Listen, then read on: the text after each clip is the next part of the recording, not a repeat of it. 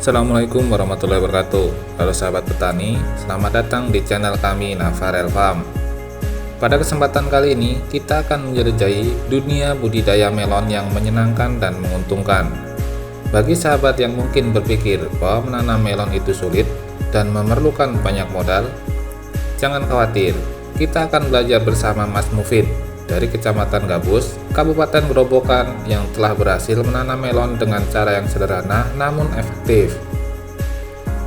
Dalam video ini, kita akan membahas berbagai tips dan trik untuk menanam melon yang sehat, mulai dari pemilihan varietas hingga pengendalian hama. Apakah sahabat siap untuk menggali lebih dalam dan menemukan rahasia sukses budidaya melon? Ayo kita mulai perjalanan hari ini.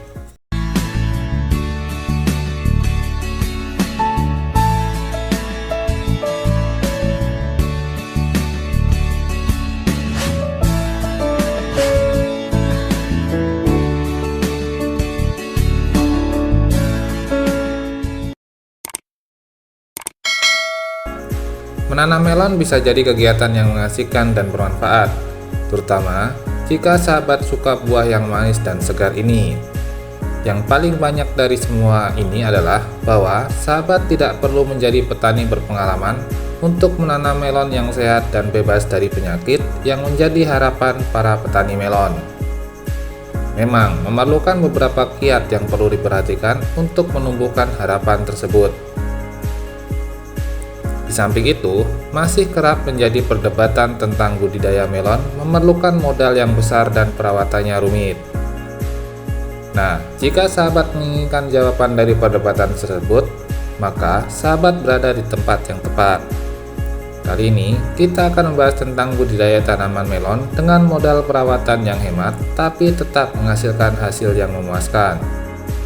Belajar dari Mas Mufid yang beralamat di Kecamatan Gabus, Kabupaten Grobogan, termasuk ke dalam daerah sentral tanaman melon yang kebanyakan petani serempak menanam tanaman melon bersamaan.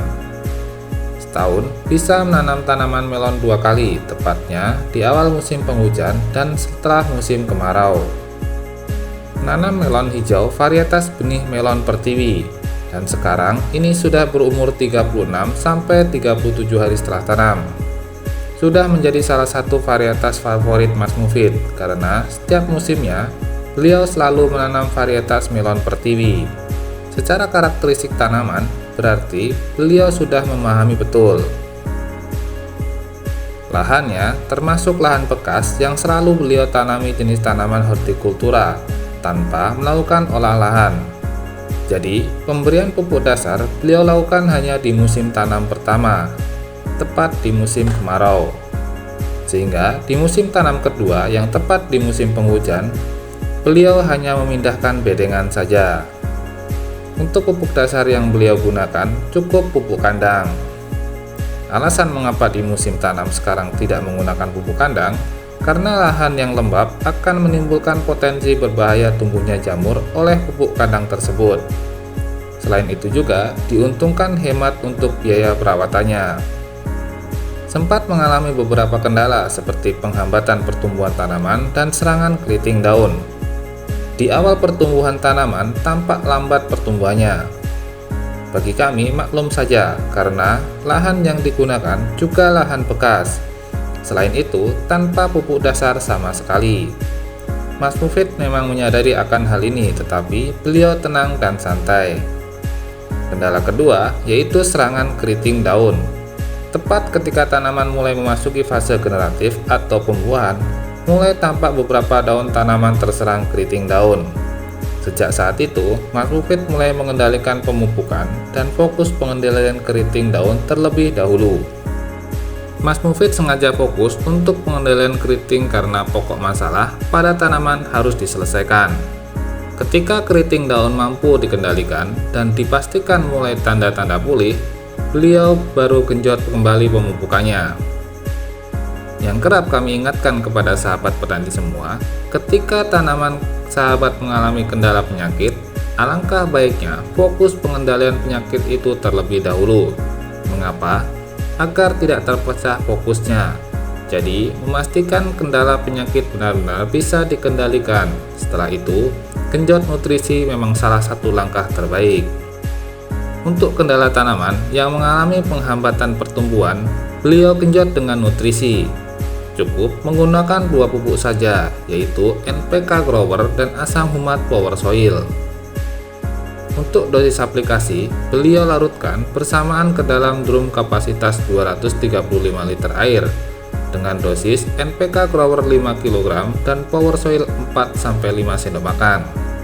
Nutrisi ini beliau kocorkan secara rutin sampai tanaman berumur 50 hari setelah tanam dengan interval 1 minggu sekali.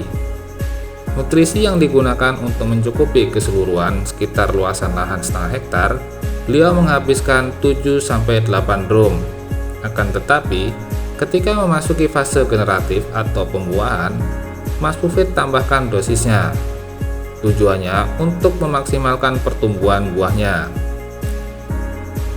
Bila dihitung-hitung kembali, aplikasi pupuk kocor yang beliau sertakan cukup hemat. Hanya 2 pupuk dengan dosis yang tidak begitu tinggi.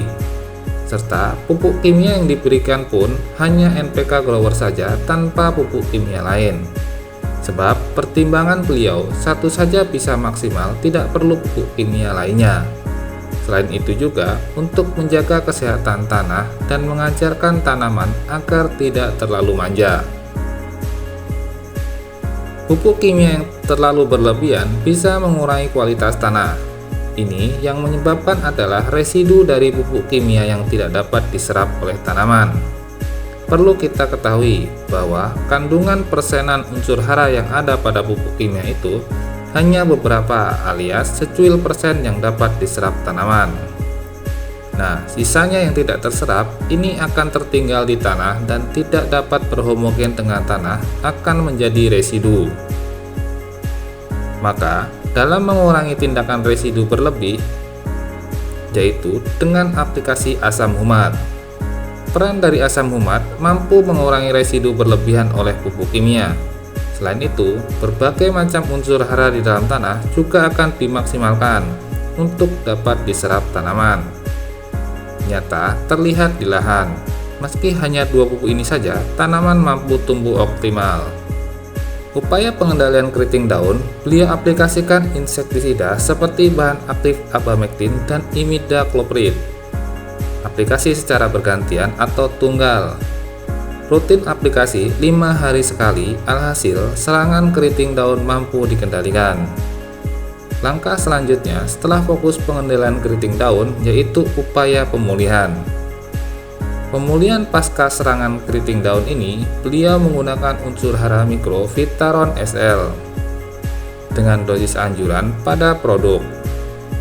Manfaat dari aplikasi Vitaron SL ini mampu meregenerasi sel-sel yang rusak. Setelah rutin aplikasi Vitaron SL ini, tanaman mulai tampak pulih seperti sedia kala. Beberapa perawatan yang dilakukan Mas Pufit memang terlihat sederhana. Hanya menggunakan beberapa bahan saja, akan tetapi efektif.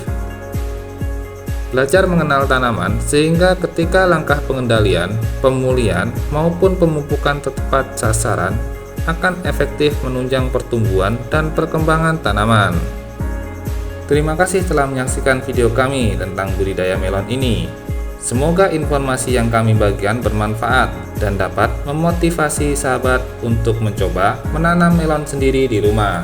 Jangan lupa untuk like, share, dan subscribe agar tidak ketinggalan konten menarik lainnya tentang pertanian dan budidaya.